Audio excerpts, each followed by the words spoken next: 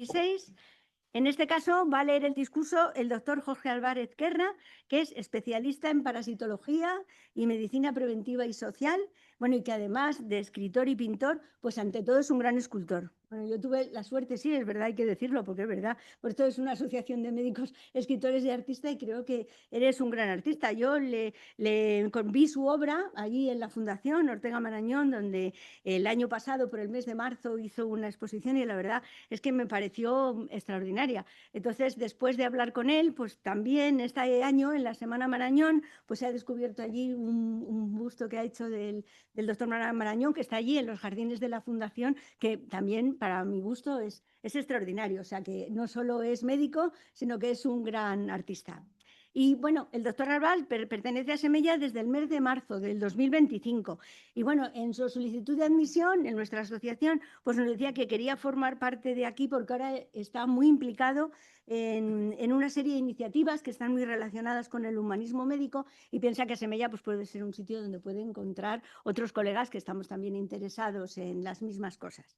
Entonces, bueno, el acto de hoy se va a realizar, como es costumbre, de la siguiente manera. La presentación del conferenciante la va a hacer el doctor Alberto Infante, que es presidente de honor de Asemella. A continuación, el doctor Jorge Alvar leerá su discurso de ingreso, que se titula El fuego de San Antón en el arte, que será a continuación contestado por el profesor García Sánchez. Así que no quiero restar más tiempo al acto y cedo la palabra al doctor Alberto Infante, que va a hacer la presentación.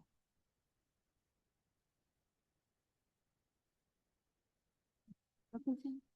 ¿No se oye bien? Ah, pues no. No sé. Bueno, yo creo que se oye bien, ¿no?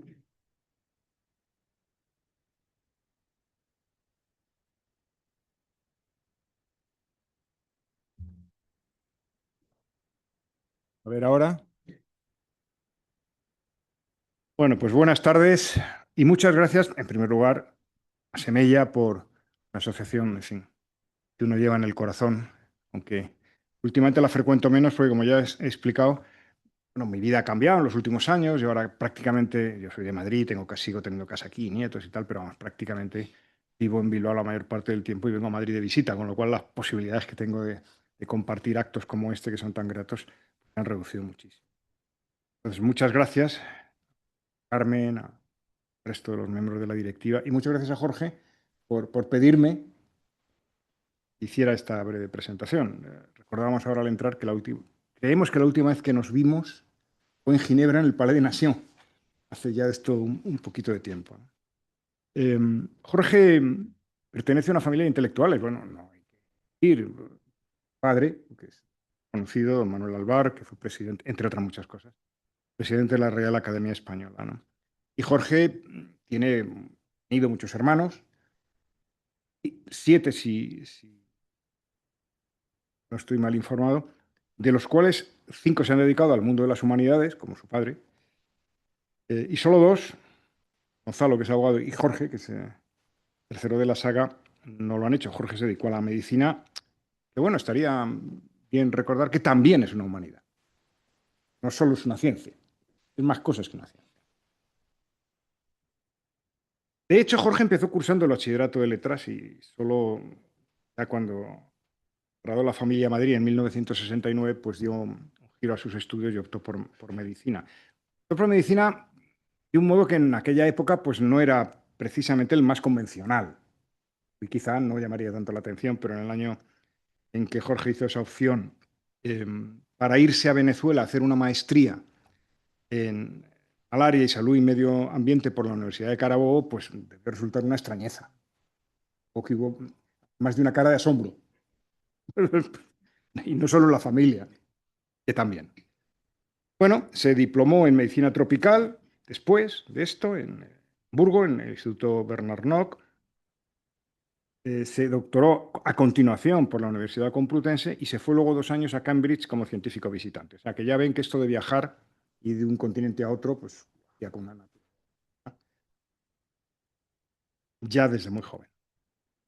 En el año 82, recaló en el Instituto de Salud Carlos III, pues justo cuando que andaba estructurando y organizando un nuevo servicio de parasitología. Se quedó una temporada. según las notas que él mismo me ha pasado, entre 1982 y 2004, o sea, son unos pocos años. Junto, jefe de ese servicio, le dio tiempo a que le pillara la onda de creación por parte del Ministerio de Sanidad del Centro Nacional de Medicina Tropical en el año 2000, dentro del Instituto de Salud Carlos III, para un director. ¿Quién mejor? Cuenta de la trayectoria anterior.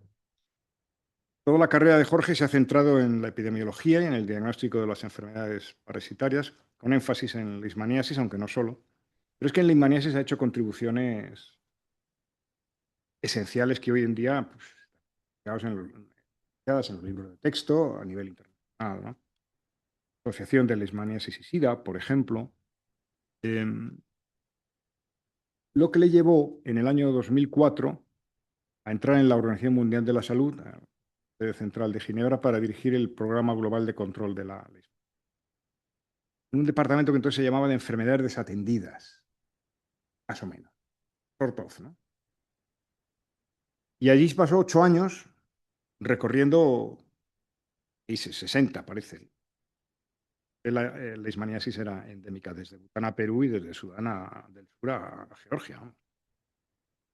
Consiguió fondos de la cooperación española para apoyar ese programa y eso le permitió dar un salto importante, ¿no?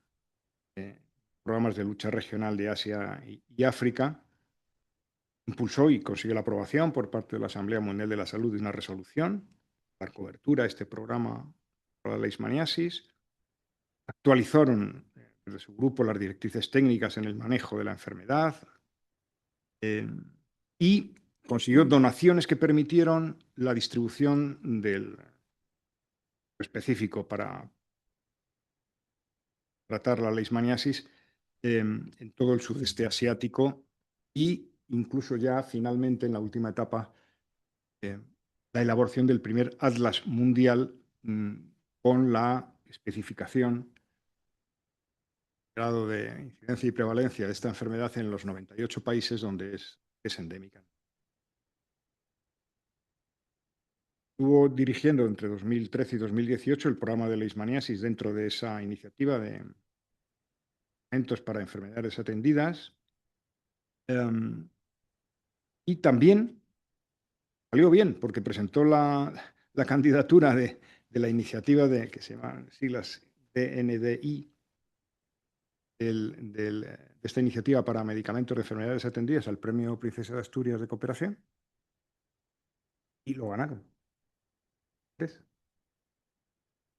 23, es verdad, no había visto el 2.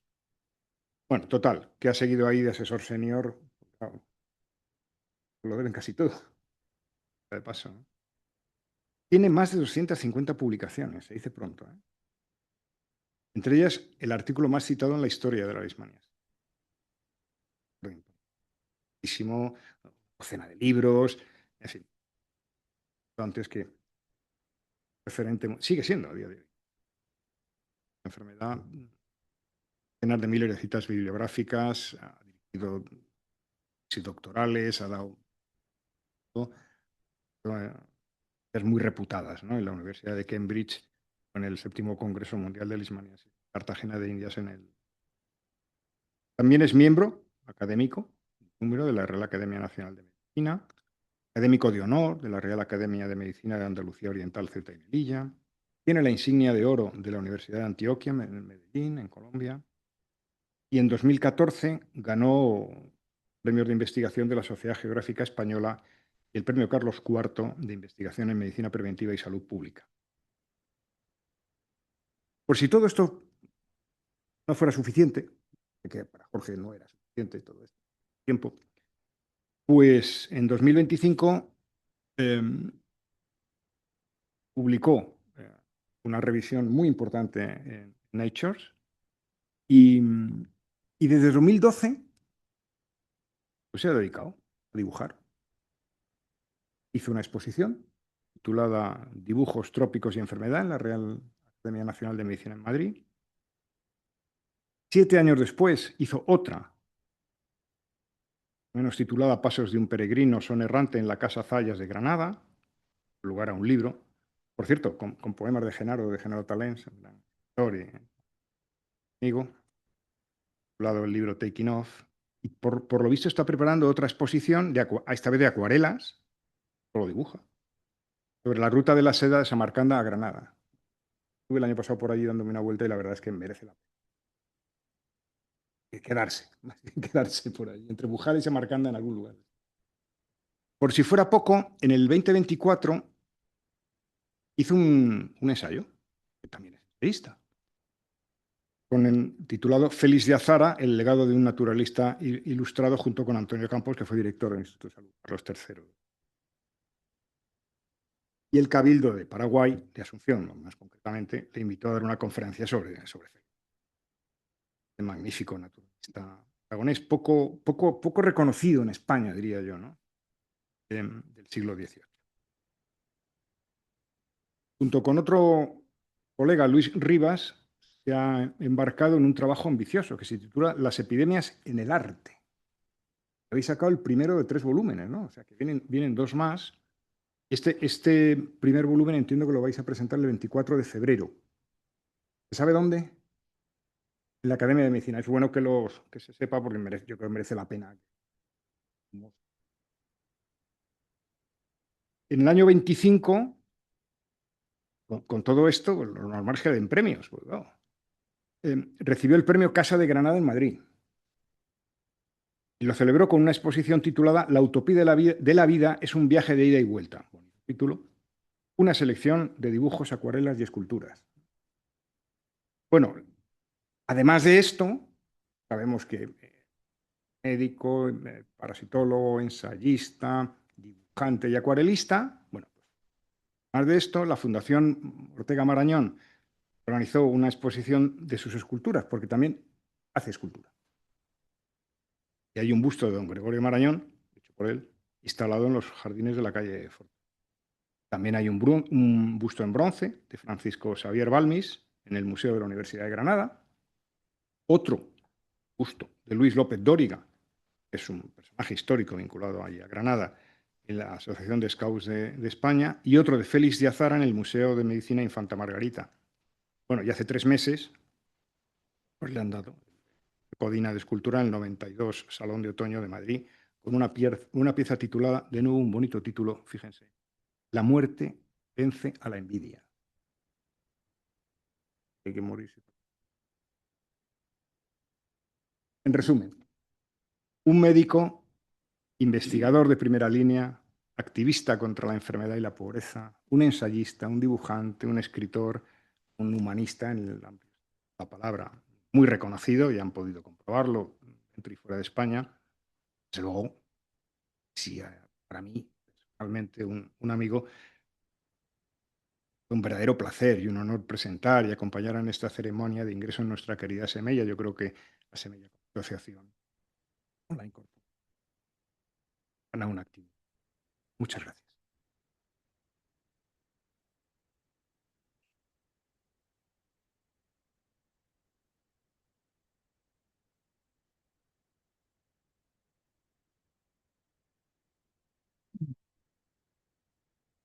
Eh,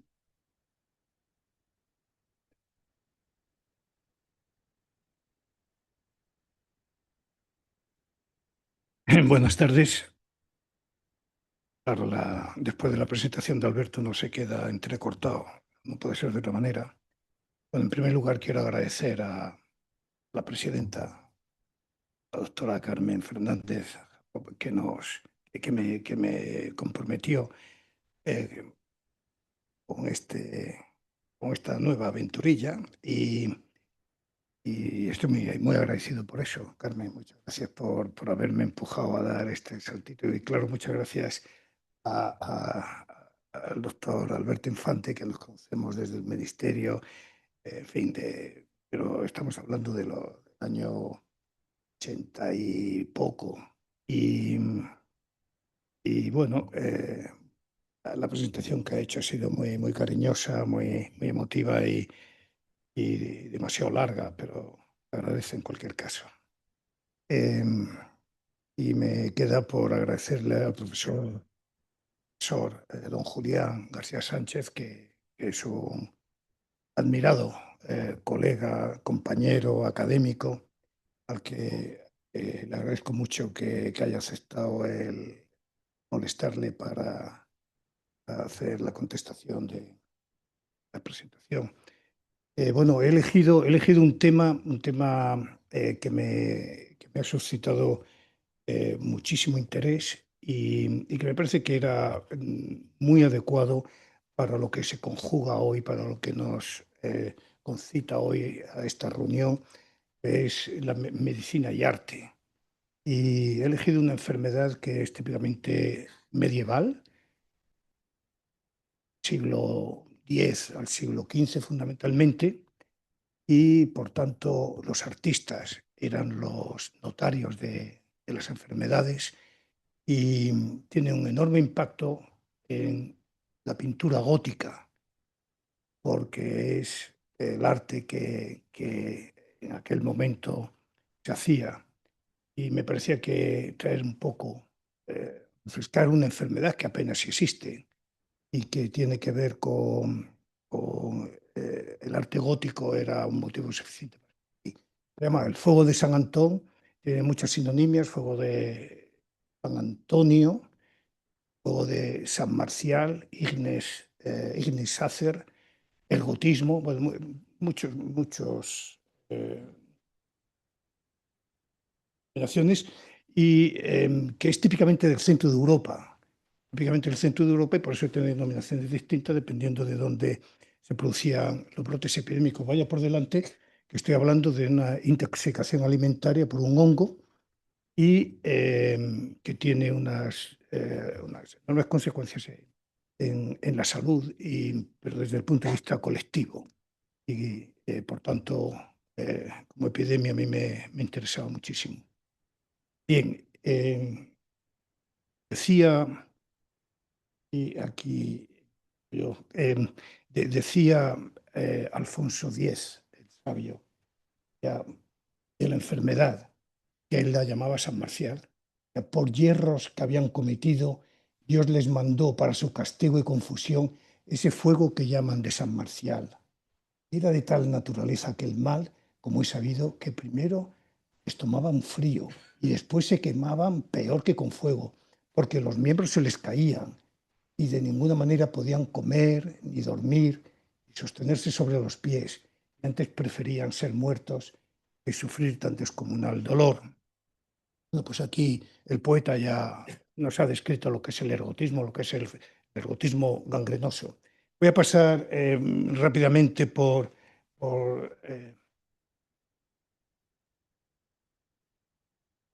aquí, por la enfermedad. Luego, al tener focos epidémicos en distintas partes, la invocación que se hacía a los santos locales, puesto a la Orden de San Antón, que es la que se va a dedicar específicamente a la enfermedad, y luego voy a hacer brevísimamente un repaso sobre la iconografía que la refleja.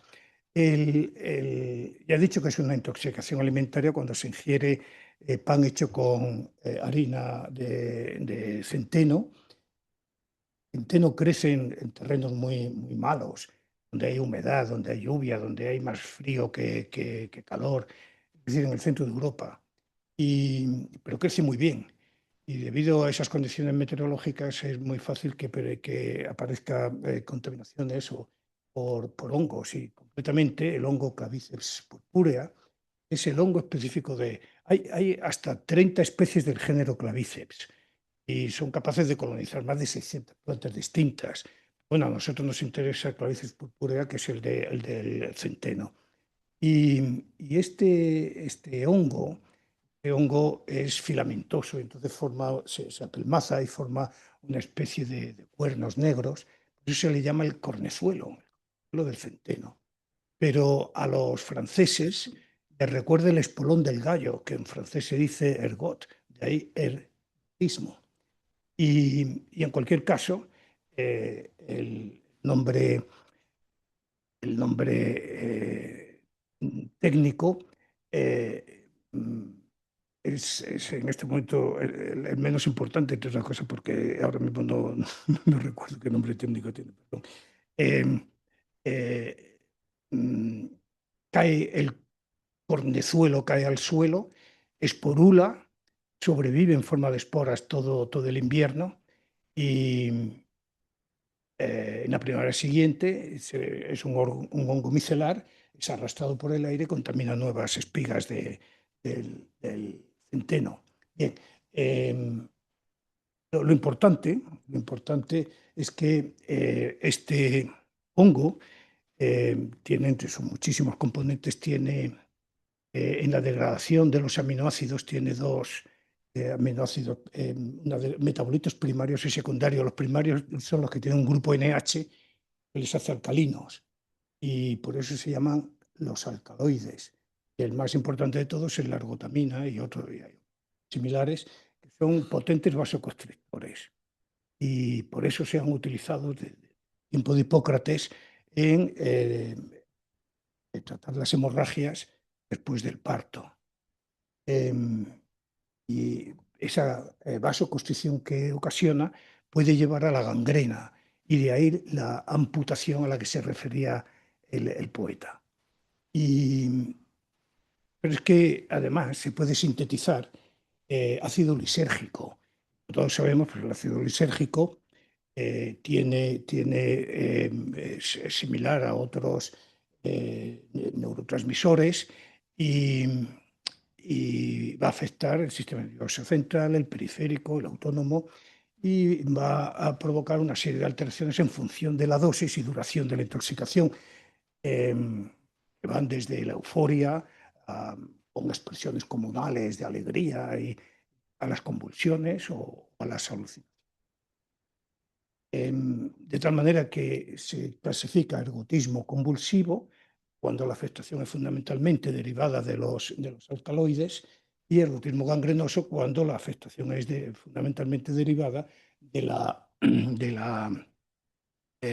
ácido lisérgico. Convulsión al revés, gangrenoso con la ergotamina.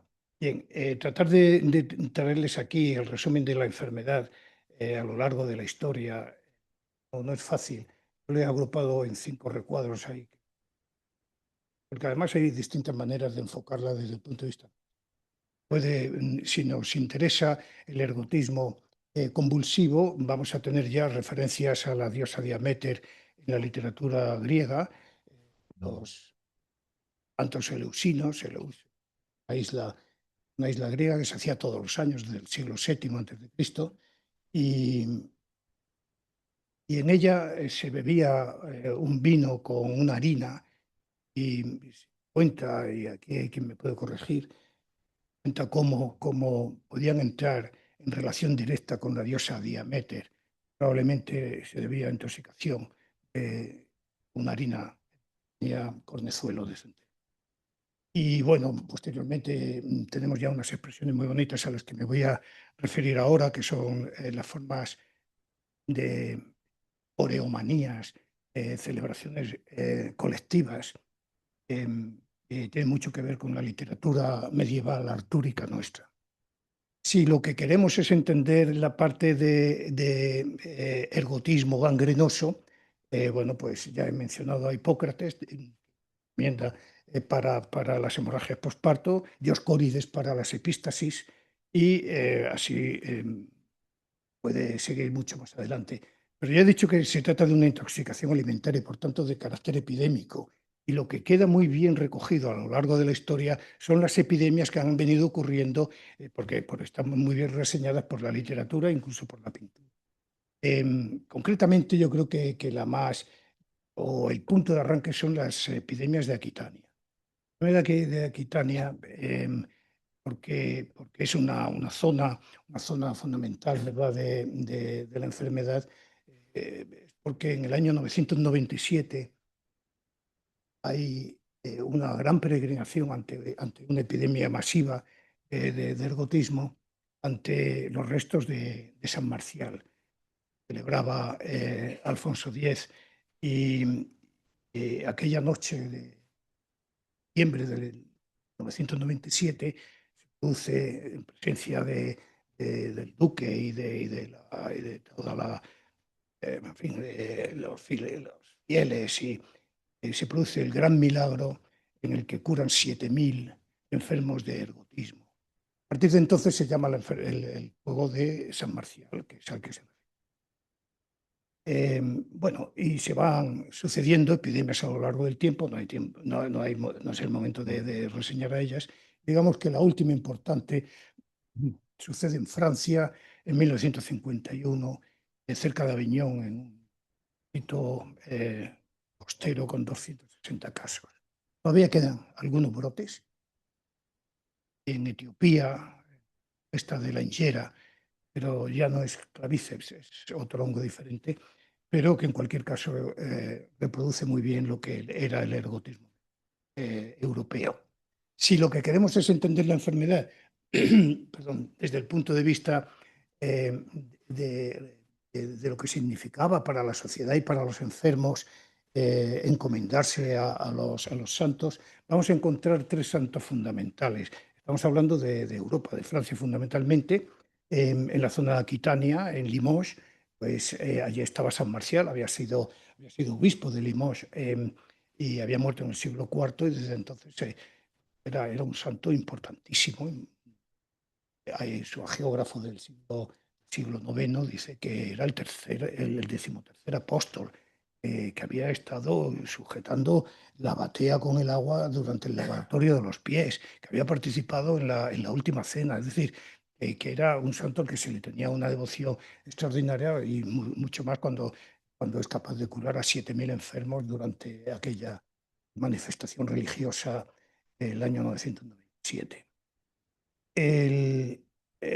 San Marcial es de Aquitania, es de Moix, y luego veremos cómo tiene una enorme influencia en España debido a la relación entre el Estado de Trastámara y Tanyupa antes con Navarra. Penetra el culto a San Marcial y llega hasta Ávila. En Ávila, en la catedral, tienen un retablo con San Marcial predicando. Bien, el otro santo, en este caso santa, es Santa Genoveva. Genoveva es del siglo V aproximadamente, y es una virgen de 15 años que se consagra al prójimo, y tiene una enorme reputación, no por eso, sino porque es también capaz de parar la invasión de Atila en París, y desde entonces es la patrona nada menos que esa.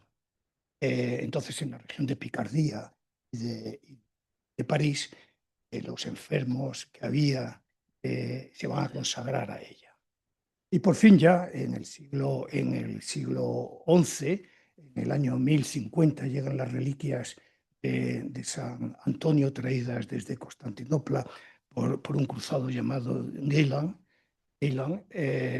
Las recupera y las deposita en una abadía, de Viennois, al sur, a 40 kilómetros más o menos al sur de Lyon, y allí empieza todo un culto importantísimo venerando las reliquias de San Antonio, y eso hace que sea el epicentro donde se va a originar la Orden de San Antón. En el año 1050 llegan las reliquias, y en el año 1090 ya se ha constituido una orden de carácter seglar para acoger en Viennois a todos los peregrinos que van llegando a visitar al santo. Y bueno, ya en el 1297 es cuando Bonifacio VIII ya le da el estatuto de orden hospitalaria mendicante, y todos los atributos que la tienen que distinguir, y se tiene que regir bajo la regla de San Agustín. Estos son los tres grandes santos. San Antonio, claro, es el que tiene más influencia, ahora veremos por qué. Y luego ya quiero referirme también a los aspectos de índole científica, que son importantísimos. Es una enfermedad que llama la atención porque desde muy temprano se establece causa-efecto. Es un médico alemán, Theiler, en la Universidad de Marburgo, quien establece que es el ergotismo consecuencia de la ingesta del centeno contaminado. Y Y a partir de entonces ya empieza una serie de investigaciones que van prosperando, que no podemos entrar en ellas, pero con gusto podemos hablarlas luego. Y se llega, claro, a los descubrimientos de Stoll, sabedor, como es lógico, del efecto de la ergotamina. Un vasoconstrictor es capaz de aislar por vez primera, de sintetizar la ergotamina. Y ahí empieza una carrera, en 1918, ahí empieza una carrera de los laboratorios farmacéuticos por tener vasoconstrictores. En esa carrera participa Albert Hoffman.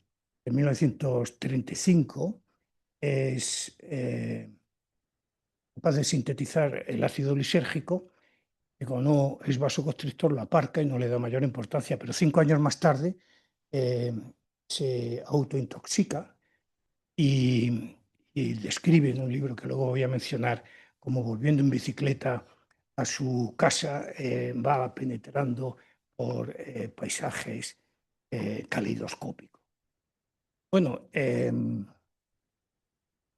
Albert Hoffman, por tanto, es quien sintetiza y describe los efectos del ácido lisérgico. Y vamos a parar ahí para pasar al siguiente y empezar ahora ya a analizar cómo es la iconografía. Vamos a empezar por el ritmo convulsivo y esos bailes colectivos que decía, la danza mágica que tiene, ya lo he dicho. Bueno, está descrita la de Kölbik, que es un pueblecito en el centro de Alemania, en 1038. Está descrito como un grupo de jóvenes celebrando la Navidad a su manera, fuera de la iglesia, bailan, han comido, hay una intoxicación en ese momento en el pueblo y todos bailan alegremente molestando al sacerdote, al cura que celebra sin tranquilidad una ceremonia, una fecha tan importante como era la misa en Kelvik. Entonces sale y los maldice, todos quedan maniatados hasta la muerte, bailando y teniendo que mendigar. Pero resulta que la chica que está de espaldas, la hija del cura, entonces, bueno, sabéis que el celibato no se instaura hasta el final del siglo XIII. Entonces, manda al hermano a que se pare del círculo y al separarla, prende el brazo. Cierran por la noche, revive por el día siguiente, vuelven a enterrar, vuelve a revivir. Y lo dejo ahí. La historia acaba de otra manera, pero para eso hay que leerse. Tiene una influencia enorme, como he dicho, en toda la literatura del occidente francés. Salta también a Inglaterra y nos llega a nosotros en Lanzarote del Lago, en España. Pero hay más.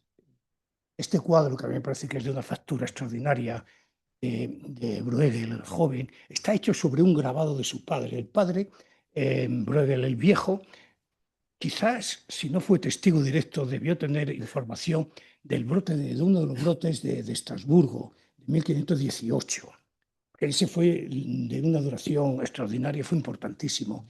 Y él hace un grabado que el hijo lo toma para hacer este cuadro en el que hay una procesión que van tocando música, acuden hacia la iglesia de Molenbeek, que es un pueblecito a las afueras de Bruselas, pero hay ahí 4 mujeres que están en una hiperlordosis.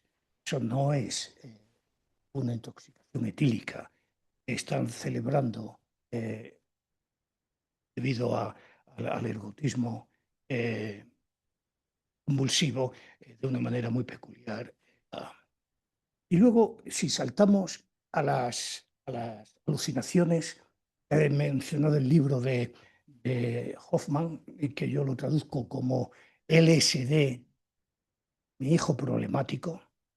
Yo creo que es la traducción más correcta que de ese libro. Ahí relata cómo hizo toda la experimentación hasta llegar a la síntesis, la sintomatología sufrida por él mismo y, para terminar, claro, en todo el efecto, de ahí que sea mi hijo problemático, el efecto que tienen las contraculturas de los años 60.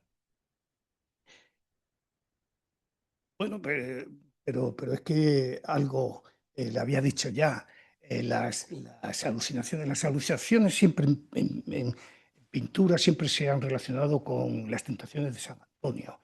Hay muchas hipótesis. La más plausible es las dificultades cuando él es eremita, las dificultades extremas en las que vive, ¿no? La desorientación. Para otros dicen que es el pan que trae el cuervo y que ha de comer a San Pedro cuando están en cualquier caso, lo vamos a ver lo menos media docena de veces que los pintores se refieren a las alucinaciones. Bueno, pues hay un cuadro que a mí me parece extraordinario de Kruisbeck. Este es un pintor holandés, o belga, mejor dicho. Bueno, intermedio de esa zona. Él era panadero hasta hace 50 años y, bueno, interesado por la pintura de Breuer, empezó a pintar, obviamente, y recordarán a Breuer, es el que pinta de los fumadores en pipa y de los bailes en la puerta de las tabernas, los chicos, las chicas, bebiendo cerveza. Bueno, pero pinta este cuadro de la izquierda, que es San Antonio, y son las alucinaciones, una visión introspectiva de las alucinaciones del santo, como no se ha pintado de ninguna otra manera. ¿Qué le está ocurriendo en la mente durante las alucinaciones? Reisbeck. Y si es una visión introspectiva, la oposición, lo opuesto, mejor dicho, es la de Dalí, un San Antonio desnudo en el desierto, pues se enfrenta a las tentaciones del mundo, simplemente con un crucifijo, en un ambiente que es etéreo, sin gravedad y una expresión justamente lo contrario de la introspección que... Bien, y ahora tenemos que saltar a la forma gangrenosa. Forma gangrenosa, ya lo he dicho, por los derivados de alcaloides. Es una litografía alemana del siglo XVIII.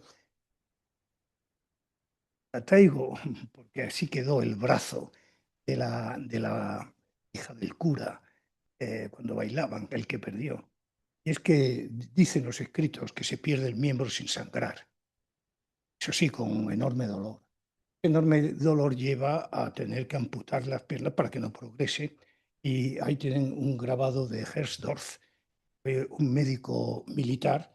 Él mismo realizó del orden de 200 amputaciones y describe, es un grabado icónico, en el que describe cómo hay que hacer anestesia, cómo hay que hacer la amputación. Y lo interesante es que la está haciendo delante de un monje. Quizás alcanzan a ver que en el pecho del monje que está de pie a la derecha hay una T, la Tau, a la cruz de San Antonio. Es decir, que estamos en un monasterio hospital propio del XIV, siglo XV, siglo XVI, en el que los hospitales eran contiguos a las dependencias monacales. Y están amputándole. Ahí no tengo tiempo, pero si me insisten mucho, luego les leo la descripción que hace la secretaria de Santa Teresa de Jesús cuando le amputan la pierna a la hermana María del Sacramento, Salamanca. Es una de las descripciones más brutales que se puede leer. Debió ser fácil la vida para los amputados. Amputados, claro, quedaban marginados dentro de los monasterios hospitales. Este es un cuadro de Bruegel, el viejo, del padre del anterior, ¿verdad? En el que pueden ver paredes altas del monasterio, al fondo una gran puerta que se abre al bosque. Y Bruegel era un católico ferviente en la Europa del Norte, en unos momentos que era dificilísimo, me imagino, ser católico. Y es brutal en su manera de interpretar la sociedad. Y este cuadro es un fiel reflejo, no es pintar a los que les han cortado las piernas. No he dicho que donde se cortaban las piernas se llamaban hospitales de los desmembrados. Bueno, pues en este hospital de desmembrados, más que la representación de los amputados, está haciendo una crítica social, porque los 5 amputados que hay ahí, uno lleva la mitra obispo, otro lleva un gorro de piel, probablemente representando la aristocracia, otro puede llevar una corona, otro puede llevar un casquete. Está representando los 5 estamentos sociales y la crítica de la enfermedad como mal que afecta, pero es un mal, es una alegoría de mal que afecta a todos los estratos sociales. Y es muy llamativo que lo representa con una saya blanca, con colas de armiño o de zorro. En cualquier caso, también los historiadores no se ponen de acuerdo. La versión es que probablemente es una crítica velada al cardenal Gambetta, que era un magnífico eh, diplomático de Felipe II y bueno, que le tocó nada menos que bregar con todo el luteranismo que estaba ocurriendo en ese momento. Sea como fuere, insisto, la vida, aquí me parecen más disciplinados los amputados, pero cuando se iba el cura que los cuidaba, tienen un grabado ahí, una miniatura, que está en la Universidad de Oxford, en la eh, Bodleian Library, en la que están los 3 amputados, bastonazo limpio entre ellos. Que entre ellos tampoco me decía que es especialista en rehabilitación, que los peores de todos son los cojos. Bueno, no lo niegues. Y a la sazón que es verdad. Y luego cuando salían del monasterio,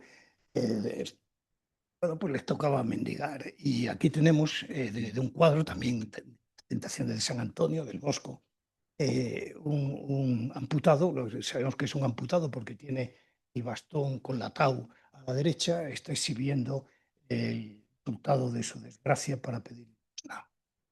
Bueno, esta era la vida de los amputados. Y mientras está sucediendo todo esto, pues lo que ocurre también, claro, es que tienen que invocar a los santos que tienen más cerca. Ya hemos dicho, Santa Genoveva en la Picardía, en Aquitania tenemos a San Marcial, que van en definitiva, por donde se va a organizar la principal ruta de Santiago, una de las 4, la más importante, que va a entrar por Bayona hacia el camino francés. Castrojeriz, en Burgos. Van a ir recogiendo enfermos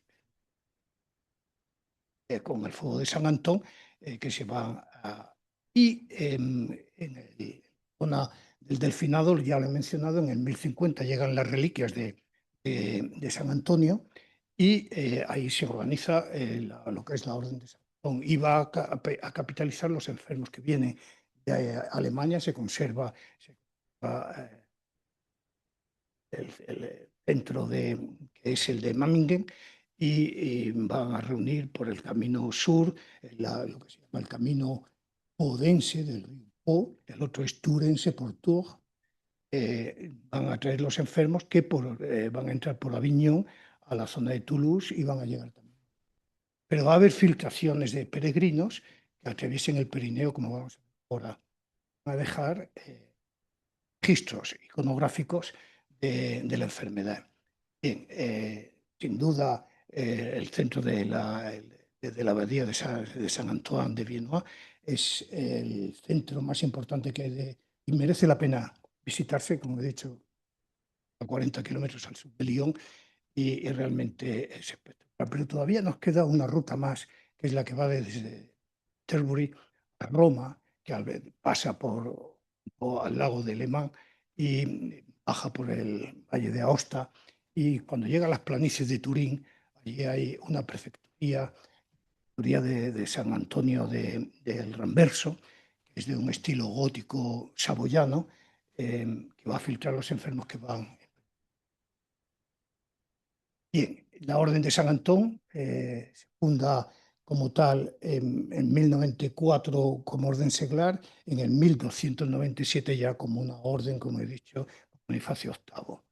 Y él le va a dar las reglas de San Agustín para que se rijan por ellas y le va a dar también los atributos para reconocerlos. El principal atributo, el más significativo, es la tau. O la tienen que llevar en el pecho, azul oscuro, y la tau también en el báculo que llevan, del que a veces penden campanillas, porque es orden mendicante, ya lo he dicho antes, tienen que ir haciendo tintinear para que los preses, los no les den. Y el cerdo que mientras él era eremita en Egipto, le llevan una cerda con todos los lechones ciegos y él les devuelve la vista. Es el patrón de los animales, 17 de enero. Y también les cuelgan a veces en los unas campanillas a los cerdos porque tenían autorización para vagabundear solo los cerdos. Sí llevaban la campanilla y había que darles de comer.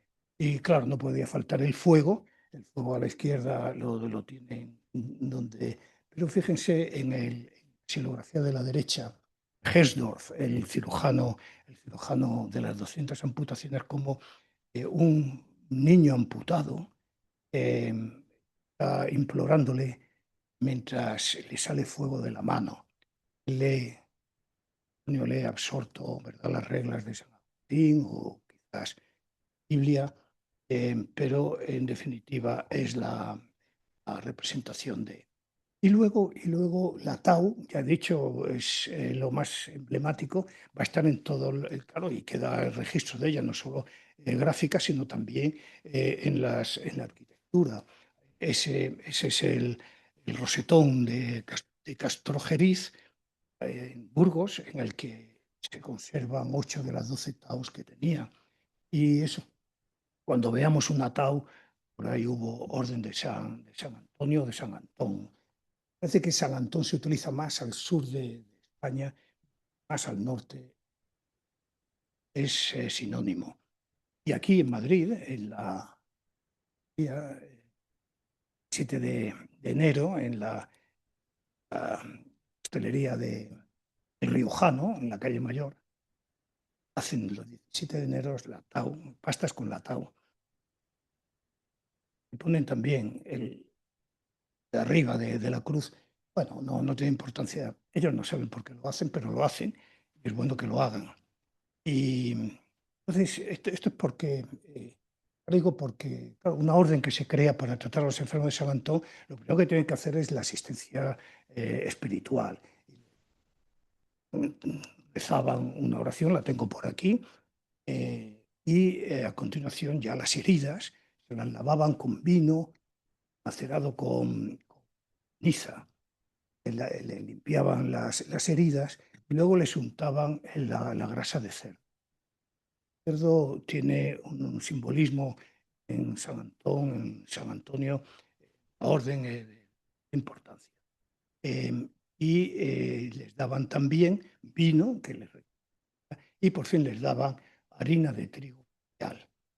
Y eso es lo que les beneficiaba cuando era un ergotismo incipiente. Y ya con eso seguían ruta hasta Santiago de Compostela.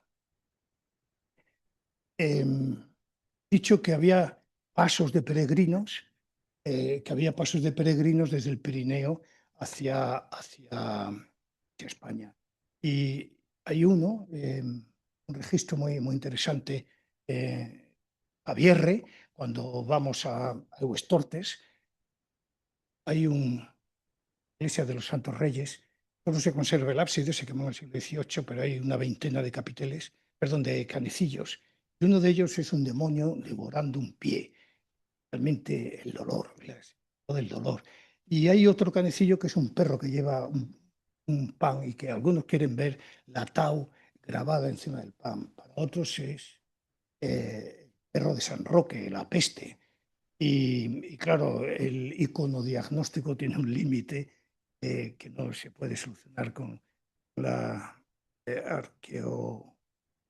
patología.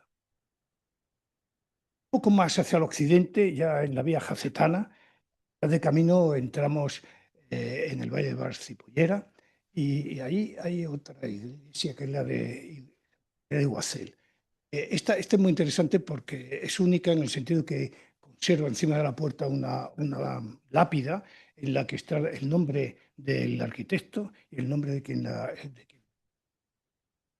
y está protegida, es único en el arte románico y está protegido por un brillo, panecillos, y uno de ellos es foto de un pie amputado probablemente.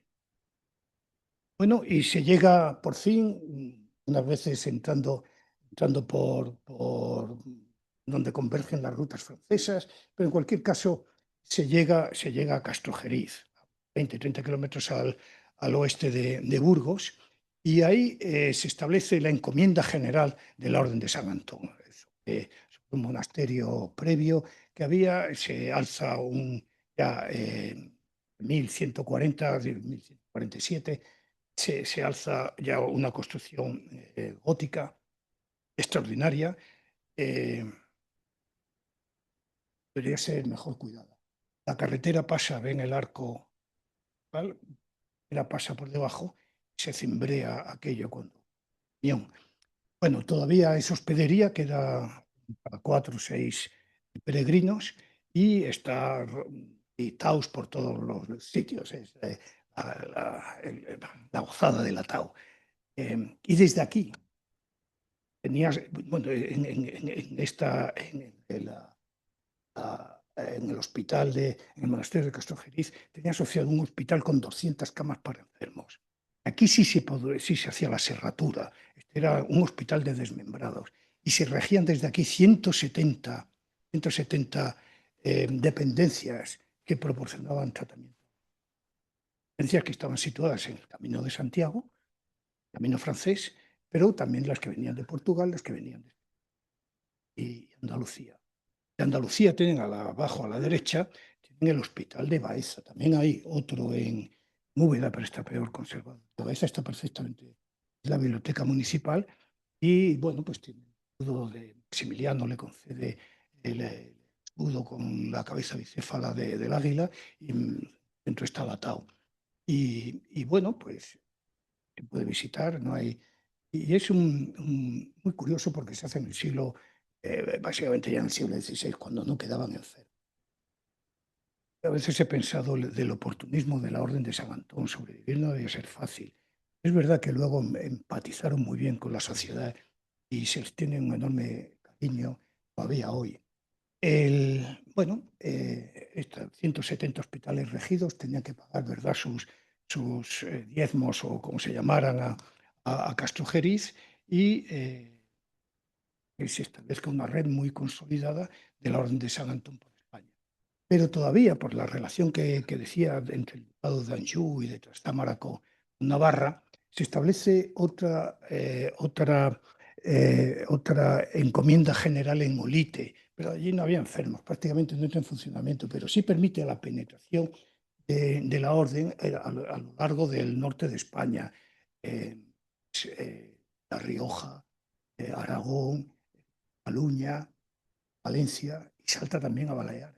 Hay una iglesia de San Antonio bien. Bueno, muchas de las dependencias se han perdido. Quizás el hospital mejor conservado en esa ruta del norte sería el Hospital de Cervera, Segarra, de Segarra, donde mientras los peregrinos peregrinaban, es porque había paz social. Y es verdad, se había logrado pacificar a los pueblos del norte, se había contenido a los alemanes por el sur, línea Carolingia, y había fluidez en el comercio, en las relaciones, pero además, entre otras cosas, porque se recobra el arado de reja, el arado romano y el yugo de bueyes, con lo cual se va conquistando mucho terreno baldío y eso hace que florezca la agricultura. Ya no tiene sentido hacer esos monasterios perdidos, como los que hemos visto ahí, esas iglesias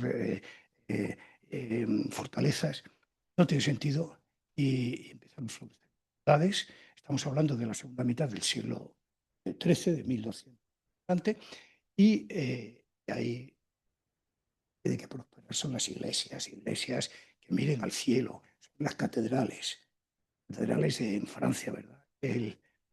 Esto tiene una enorme implicación desde el punto de vista artístico, porque lo que perdemos son los lienzos en las paredes donde se hacía la pintura románica, en favor de las cristaleras, para que permitieran la entrada de luz.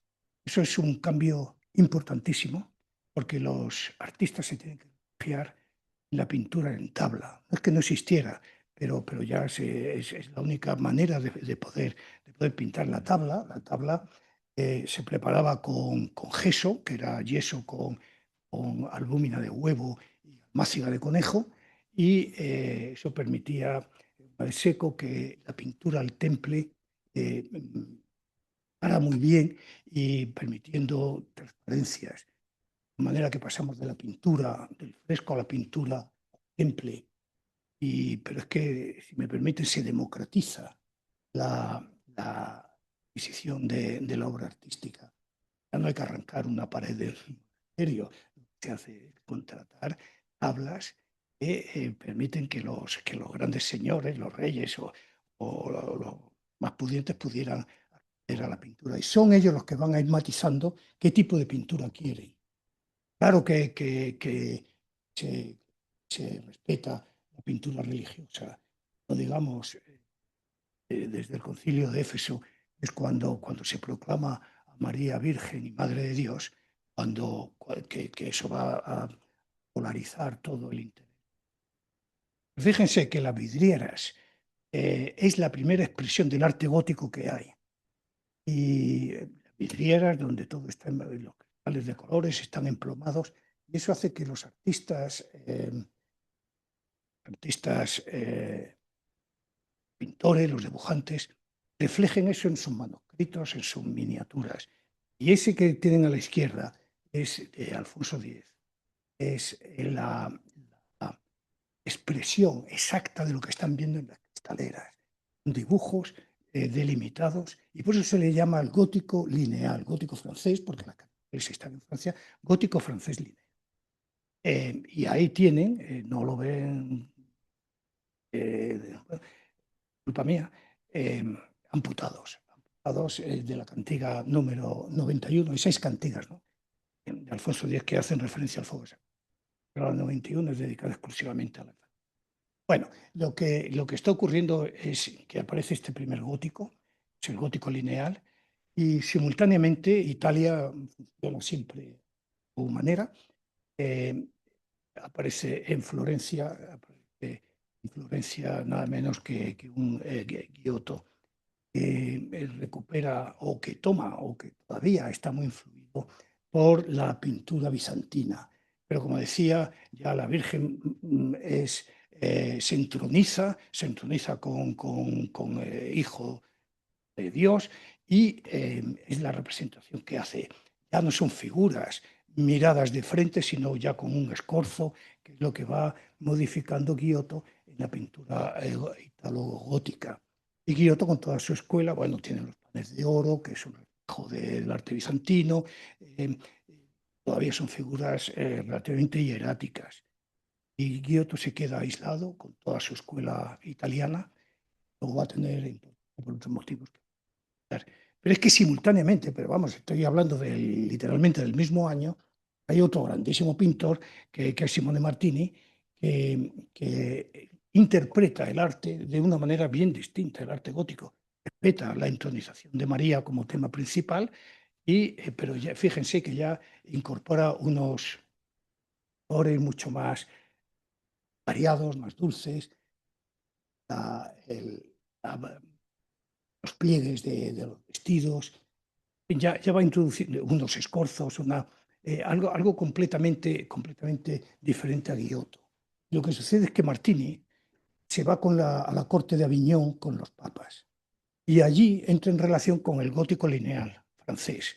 Y del gótico lineal más su gótico sienense aparece un gótico nuevo que es el gótico internacional. El gótico internacional se llama así después de la Guerra de los 100 años. La corona de Francia ha perdido toda importancia en favor de los ducados, el ducado de Anjou, el ducado de Berry, de Brabante, de Praga, etcétera, que son los que van a encomendar la pintura. Y ellos, ya lo he dicho antes, van a ir matizando qué tipo de pintura. Es religiosa, pero ya van a determinar si quieren aparecer en el cuadro o para qué santo quieren dedicado. Ese se llama internacional porque como se ha producido la micronización de Francia, afecta a todos los ducados franceses y también la tenemos en España. Tenemos unos pintores extraordinarios. Aquí traigo el cuadro del centro de Barcelona, de Cataluña, perdón, en el que tenemos el santo y abajo a la derecha, en ese cuartel, hay una reliquias de San Antonio y los amputados venerándolo. Bueno, es el gótico internacional. Tenemos otros pintores realmente significativos. España,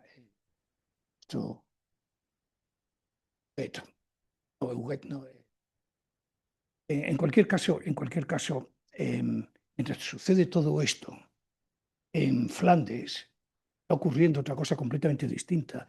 Ahí están los hermanos Hubert y Van Eyck, hacen todo un trabajo experimental con los pigmentos, mezclándolos con aceite, con linaza. Y van estudiando de una manera, está todo recogido, está en los libros de laboratorio, del taller, cuál es la mezcla más adecuada según los pigmentos que tienen que ir utilizando. Y descubre que es la pintura al óleo, extraordinariamente cremosa, resbala muy bien sobre eso que decía antes, ¿no? Y es opaca, a diferencia del temple que permitía transparencias, ¿no? Aquí es completamente opaca y eso permite hacer la pintura por planos. Se empieza por el plano de abajo y se va pintando. Eso da volumen. Pero es que además dan las veladuras de fondo, ahí tienen en el matrimonio Arnolfini, tienen las veladuras, blanco matizado, que da la profundidad. Eso se llama la perspectiva aérea, es un descubrimiento. Es decir, que los holandeses están descubriendo la pintura al óleo y la perspectiva aérea. Es fundamental.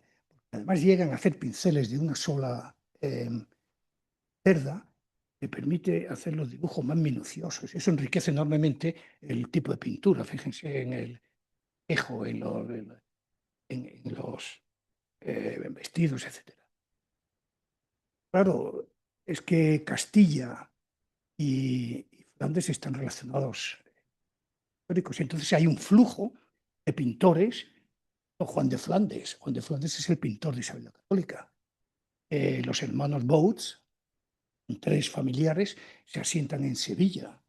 Es decir, hay un flujo de pintores y hay un flujo también de importación de pintura. La primera colección comprada de pintura flamenca es la de Isabel la Católica en la Catedral de Granada, en la capilla. De manera que hay una relación entre el gótico internacional que se está haciendo en España y el flamenco, el gótico flamenco. Esa fusión surge el gótico hispano-flamenco, que es con el que nosotros. Ahí tenemos pintores fundamentales. Que no voy a tener tiempo de entrar a ellos, aunque voy a poner una diapositiva, la voy a pasar, pero quizás el más importante de todos, el Jaume pinta en Zaragoza, él es de Barcelona, San José, que es cumbre, y rompe, como ven, tiene esa atmósfera envolvente, esa atmósfera, esa perspectiva aérea, pero ya no es el enfrentar a Ángeles y al Santo, sino que es un diálogo entre, y aquí tenemos a un San Vicente, pero ese dialogan entre ellos, venerándolo. Y esa es la pintura. Este pintor ya va a hacer Y mientras Giotto sigue pintando lo suyo, ya se hastían los pintores, los artistas italianos, son 300 años de pintura gótica.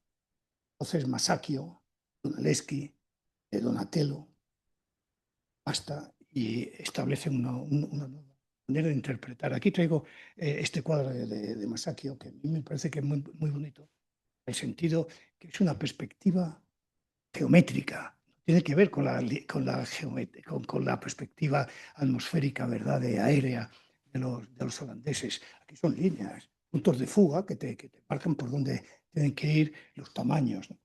Y ese es el comienzo, la pintura renacentista a darlo, y luego se va a pasar al manierismo y vamos a llegar Aquí traigo unos cuadros. Lo que quiero decir es que en cada etapa lo que tenemos es un tipo de pintura gótica y que hay amputados. Cuando vayan ustedes a los museos verán, encontrarán que hay amputados por todos los sitios.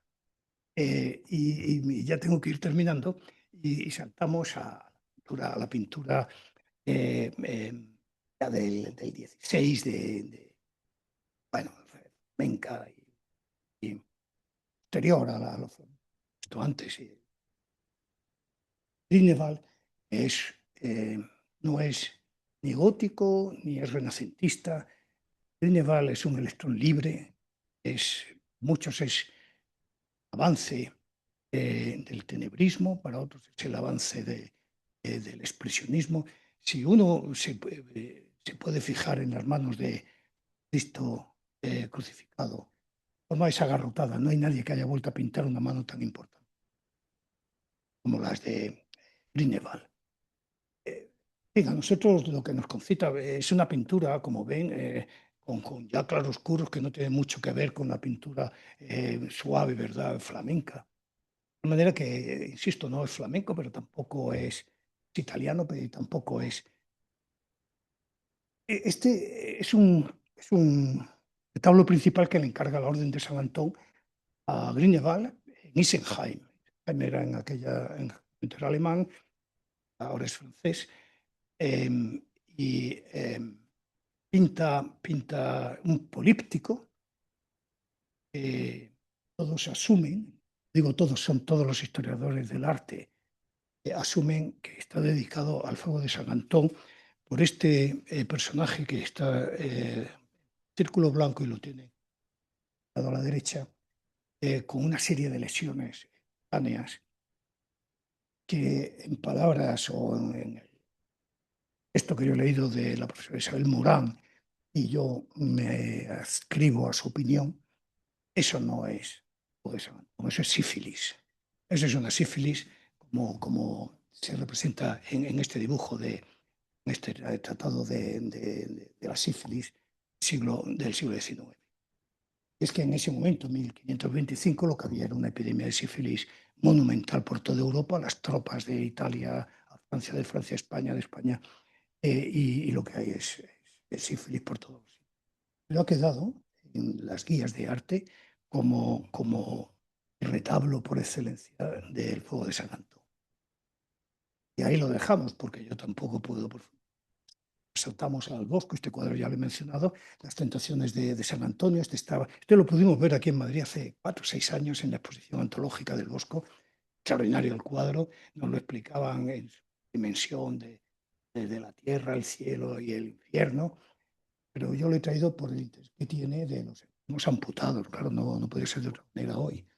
Y aquí está el personaje que exhibía el fruto de su desgracia, pidiendo limosna, y luego también hay otro grupo que está en la derecha, también de un amputado que va tocando la ponzoña, una cuerda de músicos de dudosa calaña, ¿verdad? Pero bueno, amputado. Claro, que sean todos amputados, sea el fuego de San Antón, hombre, son asunciones que hacemos para que el discurso sea pero muy probablemente era así.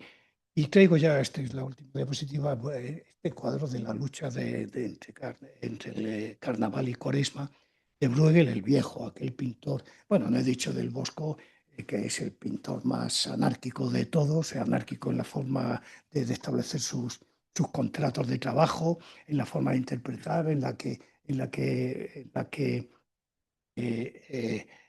la imaginación es poderosa, es desbordante.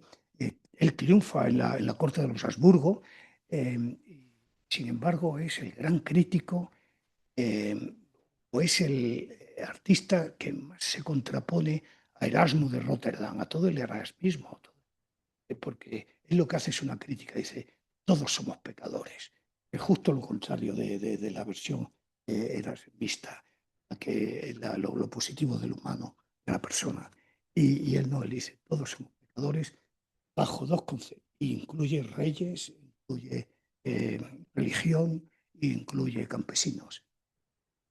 Porque todos nos movemos bajo dos coordenadas, que son las coordenadas de la pereza y del despilfarro.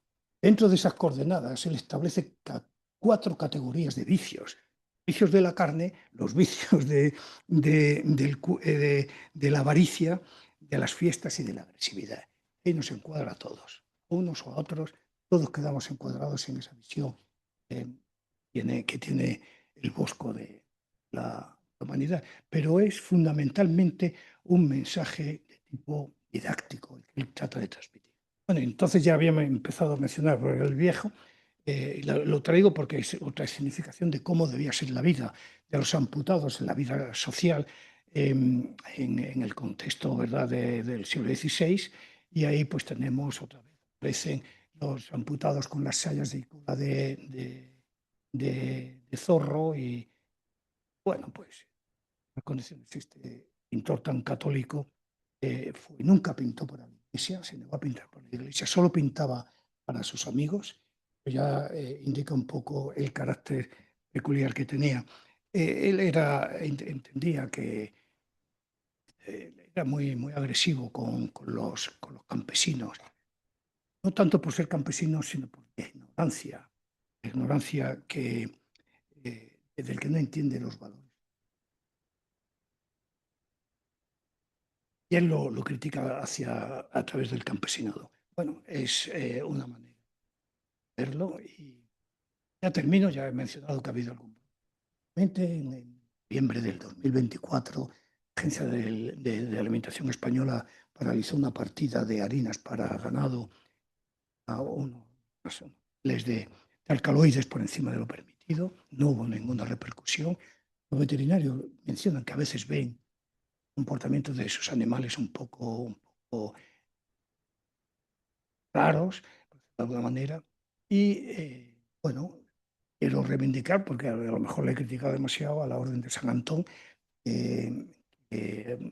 sí, fue extraordinariamente muchas compañías de hospitales modernos, muchos gobiernos querrían tener a la Orden de San Antón organizándoles la gestión de los hospitales. Llegaron a tener 370 hospitales gestionados, 370 hospitales gestionados desde Genoa, en Francia. Yo creo que sí que ha quedado un sentimiento, ¿verdad?, en la población de cariño hacia esa orden, quizás hacia los animales. Es que todos los 17 de enero se celebran grandes fuegos, nadie sabe por qué se hacen. Se celebran subastas de cerdos, por ejemplo, en la alberca, nadie sabe por qué se subasta cerdos. Es verdad que ha quedado calado en el sentimiento popular. Ahí traigo a la derecha un azulejo de Valencia, que es el mejor testimonio de una orden que sí supo entrar en el sentimiento de la población general. Aquí termino, muchas gracias y no sé cuánto he hablado.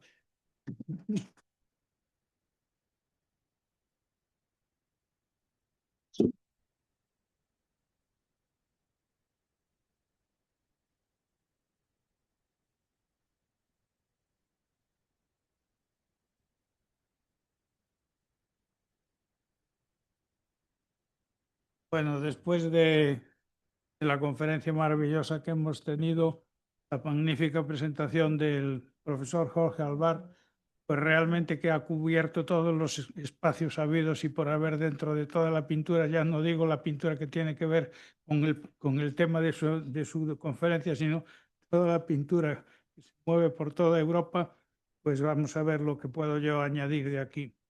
Probablemente añadir nada. Lo primero que me llamó la atención es por qué eligió precisamente este tema, y eso incluso pues me permitió un poco el retrotraerme a ver cuándo había yo tenido por primera vez en mi vida eh, noticia de este problema. Pues es una cosa muy curiosa. Como suele ser muy frecuente en la historia de la medicina, muchas veces venenos mortales, incluso por cantidades mínimas, adecuadamente utilizados han servido y siguen sirviendo para curar enfermedades muy graves, potencialmente mortales.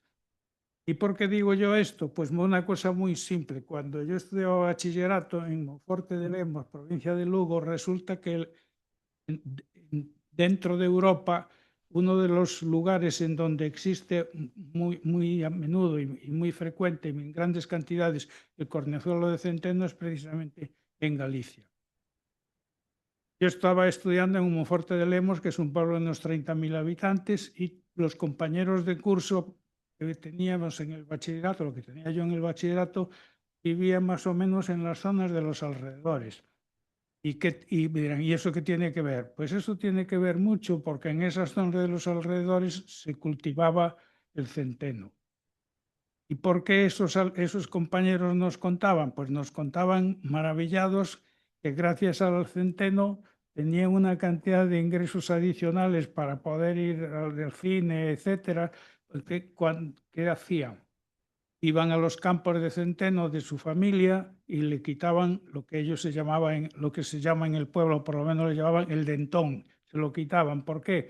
Porque venían los de los laboratorios Celtia de Porriño periódicamente y pagaban unas cantidades que de aquellas nosotros, los niños, nos parecían absolutamente impresionantes. Cientos de pesetas, cuando ir al cine le costaba una peseta, pues que a uno de estos chicos viniera con su bolsita del ES y le dieran 200 o 300 pesetas, vamos, eso nosotros nos quedamos alucinados de qué podía valer tanto.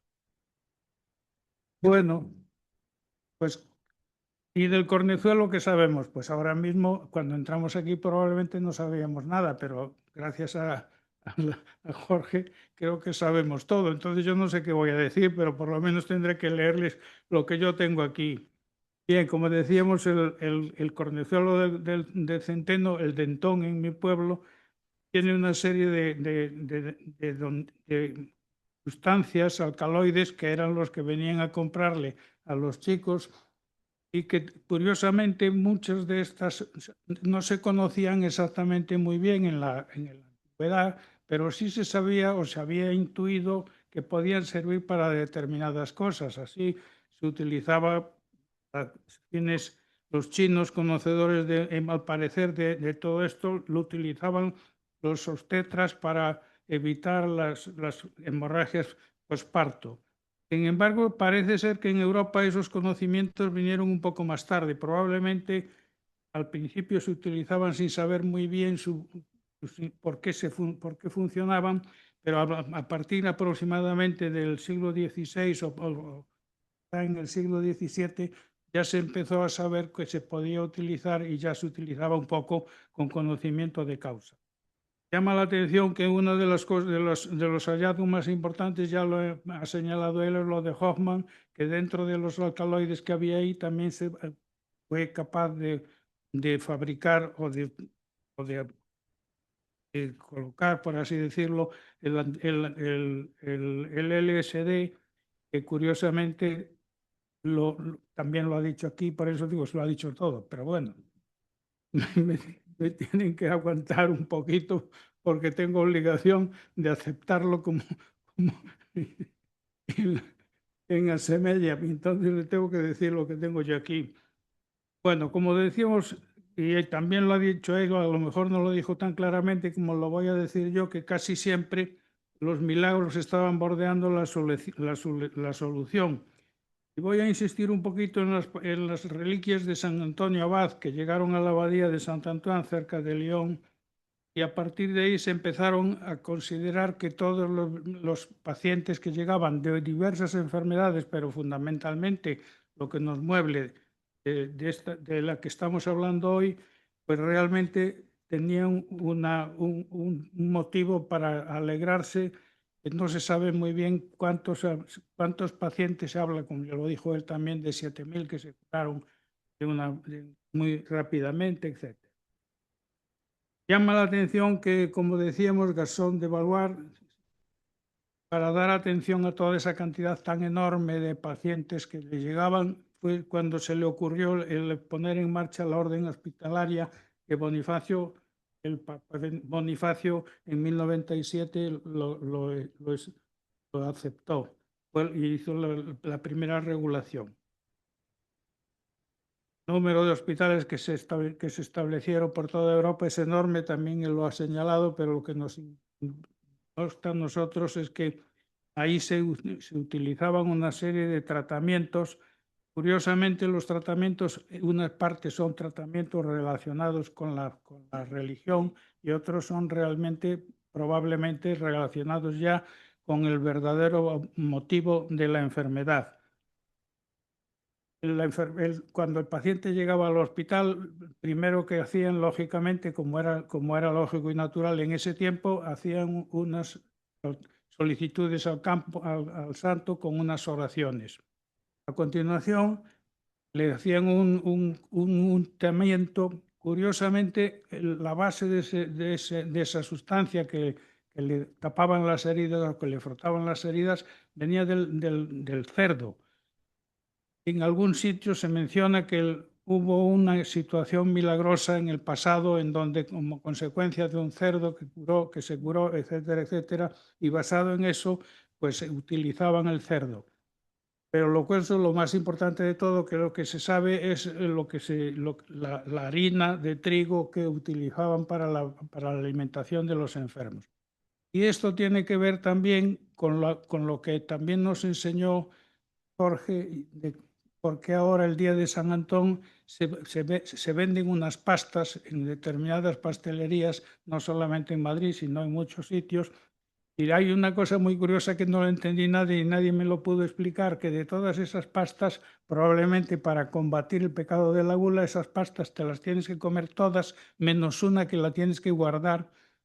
Ahora en la nevera, antiguamente no sé cómo se guardaban, y no la puedes comer hasta el día de San Antón, hasta el día 17 del año siguiente. Bueno, son cosas que no sé si son ciertas o no son ciertas, pero el caso es que en mi opinión ese es el origen del comerse esas pastas que están hechas lógicamente con harina de trigo.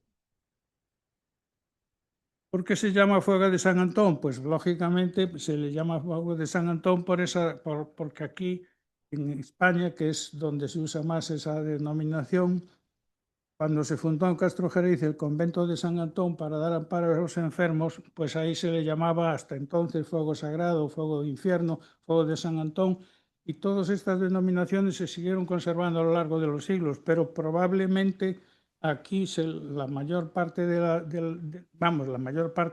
la gente lo conocía como el fuego de San Antón. Bien. Ya sabemos cómo eran, las extremidades de los afectados se consumían hasta desprenderse espontáneamente y los dolores eran tremendos y la única respuesta que en ese momento ofrecía la medicina prácticamente era la serratura. Incluso también mencionó a un libro en donde hay 200 casos que habían tratado el autor, etcétera. No les quiero estar repitiendo siempre lo mismo, pero no queda más remedio.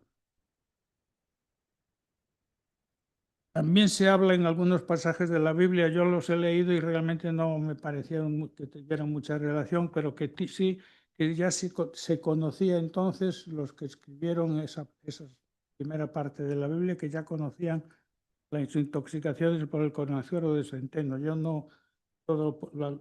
La Biblia tiene 1000 interpretaciones diferentes y una de ellas es que ahí ya se mencionaba también esta enfermedad.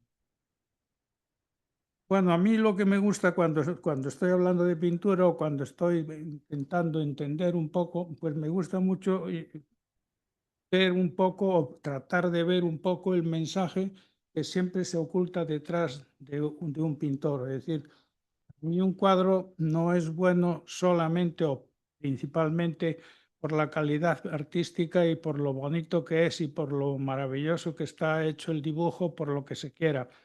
Yo siempre intento encontrar, a veces lo puedo encontrar o me creo que lo puedo encontrar, el mensaje. Ese mensaje muchas veces es un mensaje que no está hecho solamente para las personas que en el momento que él está pintando quieren ver el cuadro, sino que se trata lógicamente de intentar que ese mensaje se mantenga mucho tiempo detrás. Yo creo que todos los pintores que han dejado, por lo menos para mi gusto, su nombre en la historia, incluyen esos mensajes que transmitir en la obra, como decía, no solamente a los que lo ven en aquel momento, sino los que lo estamos viendo hoy en día. ¿Y qué mensaje nos puede encontrar, hemos podido encontrar fundamentalmente? Pues a mí de todos los pintores que he visto, los he mencionado todos aquí, no me voy a repetir, pero sí hay uno en que sí me quiero pensar un poquito, porque aparte de que han enseñado muy bien, y entonces lo van a tener todos muy claro, todas las escenas que muchos pintores hicieron a base del ergotismo, el que a mí me ha impresionado siempre más fue Peter Bruegel el Viejo. Es el que en los mendigos que hemos visto está una cosa muy clara, y es que los 5 amputados son atuendos que describen perfectísimamente que son pacientes que pertenecen a 4 categorías sociales completamente diferentes. Él ya lo ha dicho: el clero, los burgueses, los campesinos, los aristócratas y los soldados. Y critica el hecho de que hasta en la enfermedad no todos somos iguales ante la consideración al menos de la sociedad en la que están viviendo. Es decir, no consideraban igual al campesino que al soldado y al sacerdote, por supuesto.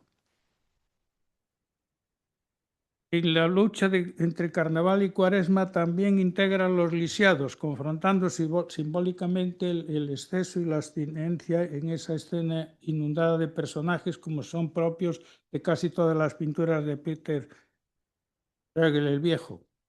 Pero hay una cosa que llama la atención, y debe ser lo único que se le ha escapado y que no lo ha dicho, y es que en ese grupo de tantos, es fácil que se escape, hay un señor que está al lado de los mendigos y está comiéndose pan blanco, masticando pan blanco.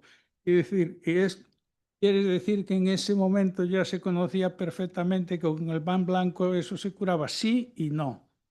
Es decir, realmente lo que se representa, o lo que se quiere, en mi opinión, lo que quiere representar Peter Bruegel el Viejo, de por qué está ese personaje ahí comiendo el pan blanco, porque el pan blanco de alguna manera lo pone como símbolo de una persona que come bien, que es el rico, por así decirlo, del barrio, que es el que come bien y que no va a tener enfermedades, como efectivamente es así, todos lo sabemos. Muchas enfermedades, las personas que tienen una alimentación sana no la van a tener. Y él representa o quiere representar, por eso lo pone al lado del mendigo, lo pone comiéndose su pan blanco para darle envidia al otro mendigo y para curarse de las enfermedades.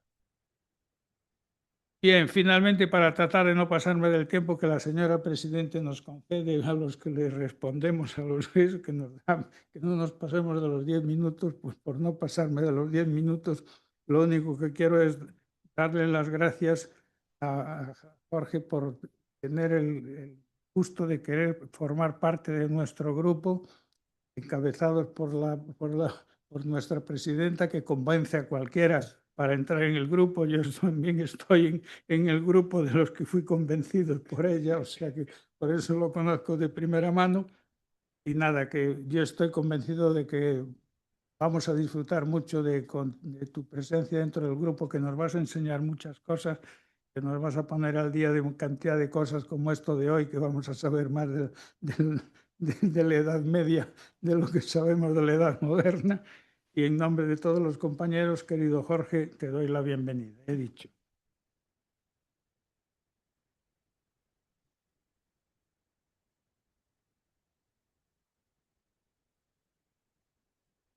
Bueno, pues nada, ya no me extiendo más, ya voy a cerrar el acto. Quiero dar las gracias al doctor Alberto Infante por su cercana y cariñosa presentación del doctor Alvar, al profesor García Sánchez, bueno, pues por su amena contestación y bueno, sobre todo quiero darte las gracias a ti, Jorge, porque creo que hemos tenido mucha suerte porque hemos podido unir el conocimiento del ergotismo, de una enfermedad medieval como es el fuego de San Antonio, unirlo pues con un recorrido por la arquitectura y por toda la iconografía de la pintura. Así que, como ha dicho el profesor García Sánchez, pues lo único que queremos es que te damos la bienvenida y que colabores con nuestra asociación porque tienes muchas cosas que enseñarnos y que compartir con nosotros.